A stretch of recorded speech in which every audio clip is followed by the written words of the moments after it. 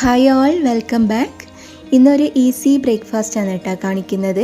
നമ്മുടെ വീട്ടിൽ ചോറെല്ലാം ബാക്കിയായാൽ നമുക്ക് വളരെ പെട്ടെന്ന് ഉണ്ടാക്കാൻ പറ്റും. അപ്പോൾ നമുക്കിതെങ്ങനെ ഉണ്ടാക്കുന്നതെന്ന് നോക്കാം. ആദ്യം തന്നെ മിക്സിംഗ് ജാറിലേക്ക് അരക്കപ്പ് ചോറും അരക്കപ്പ് റവയും ചേർത്ത് കൊടുക്കാം.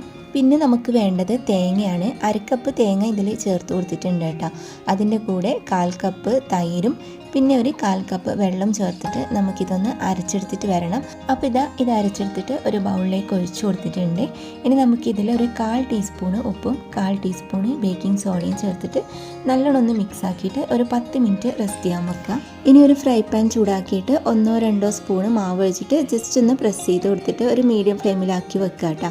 എന്നിട്ട് ഇതിൻ്റെ മുകളിൽ ഇതുപോലെ ചെറുതായിട്ട് ഹോള് വന്ന് തുടങ്ങുമ്പോൾ കുറച്ച് കട്ട് ചെയ്ത് വെച്ച ഉള്ളിയും പച്ചമുളകും തക്കാളിയും നമുക്ക് ഇതിൻ്റെ മുകളിലേക്ക് ഇട്ട് കൊടുക്കാം. ഇനി ഇത് മൂടി വെച്ചിട്ട് 1 മിനിറ്റ് ലോ ഫ്ലെയിമിൽ വേവിച്ചെടുത്താൽ മതി.